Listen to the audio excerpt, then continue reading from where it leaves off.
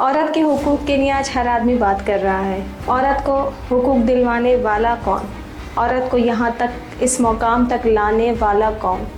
औरत की तो ये हालत थी कि उसे जीने का भी कोई हक नहीं था। उसे पैदा होते ही मार दिया जाता था। दौरे जहालियत में, ज़माने जहालियत में आप सल्लल्लाहु अलैहि वसल्लम से पहले औरत को ज़िंदा दफना दिया जाता था। जिस घर में बेटी पैदा हो जाती लोग उसको गालियां दिया करते थे, यहाँ तक कि पत्थरों से मारा करते थे। औरत के साथ तो बहुत जुल्म सितम का दौर था। औरत पे बेहद जुल्म करा जाता था। लोगों को पता चल जाता था जिसके घर बेटी हो जाती लोग उसको इतना तंग करते, इतना परेशान करते थे, इतना जुल्म करते थे कि वो जब तक अपनी बेटी को ज़िंदा दफन नहीं कर दिया करता था उसको चैन नहीं आता था। हालत इससे बदतर हो गई जब औरतों को बाज़ारों में बेचा जाता था। जिस तरह बाज़ारों में चीज़ें ख़रीदी और बेची जाती हैं इस तरह औरतें बिकती थी। जिसका दिल चाहता औरत को ले जाता और इस्तेमाल करके उसी बाज़ार में वापस बेच दिया जाता था। औरत एक आज़ाद ग़ुलामों की तरह बिक जाती थी। औरत के कई तरीके से इस्लाम से पहले निकाह कराए जाते थे। चार तरीक़ों से इस्लाम में मौजूद है कि औरत के निकाह हुआ करते थे। एक औरत से 10 मर्दों का निकाह करा दिया जाता था। दूसरी सूरत में एक मर्द एक औरत से निकाह करने के बाद अपनी ही औरत को अच्छी खूबसूरत औलाद की लालच में किसी अच्छे खूबसूरत मर्द के पास भेज दिया करता था और जब तक उसका हमल ज़ाहिर नहीं हो जाता उससे सोबत इख्तियार नहीं करता था। सुबह से शाम तक का भी निकाह हुआ करता था। लोग सुबह निकाह करते और शाम में उसको आज़ाद ग़ुलाम की तरह बेच दिया करते थे।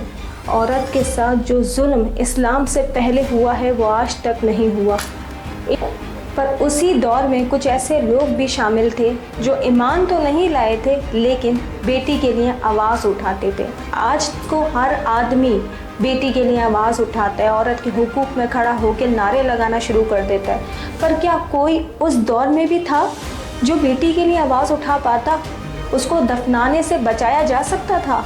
जी, एक सहाबी हज़रत सासा बिन नाजिया हुज़ूर सल्लल्लाहु अलैहि वसल्लम के एक साथी थे। उनके 2 ऊँट खो गए थे।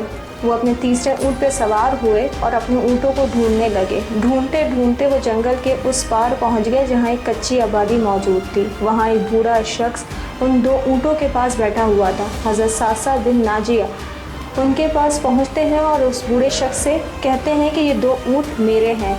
उस बूढ़े शख्स ने कहा ये तो चढ़ते चढ़ते यहाँ आ गए थे, अगर तुम्हारे हैं तो ले जाओ। इसी बात के बीच में उस बूढ़े शख्स ने हज़रत सासा बिन नाजिया के लिए पानी भी मंगवा लिया। वो बात ही कर रहे थे कि अंदर से एक बच्चे के रोने की आवाज़ आती है। हज़रत सासा बिन नाजिया पूछते हैं कि ये कौन है? बूढ़े शख्स ने आवाज़ लगाई, बताओ बेटा हुआ है या बेटी? तो हज़रत सासा बिन नाजिया ने पूछा अगर बेटी है तो क्या करोगे और बेटा हुआ तो क्या करोगे? बूढ़े शख्स ने जवाब दिया कि बेटा होगा तो कबीले की शान बढ़ाएगा और बेटी होगी तो उसे ज़िंदा दफन कर दूँगा। हज़रत सासा बिन नाजिया ने कहा कि उसे ज़िंदा दफन मत करो, ऐसा करो कि मुझे दे दो। उन्होंने कहा मैं आपको क्यों ऐसे ही दे दूँ? हज़रत सासा बिन नाजिया ने कहा इसके बदले तुम 2 ऊँट रख लो। बूढ़े शख्स ने कहा नहीं, मुझे वो तीसरा ऊँट भी चाहिए जिस पे तुम सवार आए हो। हज़रत सासा बिन नाजिया ने कहा ठीक है रख लो। वो 3 ऊँटों के बदले एक बेटी ले आए। अपनी कनीज़ को घर ला के दी। कनीज़ ने उसको पाला। वो बच्ची थोड़ी ही बड़ी हुई तो उनकी दाढ़ी के बालों से खेलने लगी। उनको इस नेकी में इतना ही मज़ा आने लगा कि उन्होंने फिर ऐसे घर ढूंढना शुरू कर दिए जिस घर में बेटी पैदा होती और लोग उनको ज़िंदा दफनाने के लिए जा रहे होते। हज़रत सासा बिन नाजिया ने अपनी कई ऊँट कई माल दे के बच्चियाँ ख़रीदनी शुरू कर दी। इसी तरह से 360 बच्चियाँ हज़रत सासा बिन नाजिया ने अपने पास रख ली और उन बच्चियों को पाला पोसा बड़ा किया। क्या आज के दौर में कोई ऐसा है? नहीं। आज तो हर बंदा हर शख्स औरत के हुकूक में खड़े होकर बड़ी बड़ी लाइनें बोल देता है, बड़ी बड़ी बातें कर लेता है। पर क्या आज के दौर में उस दौर जैसा कोई था? तो ये एक कहानी है हज़रत सासा बिन नाजिया की, 360 बच्चियां बचाने की, दफनाने से बचाने की। Thank you so much.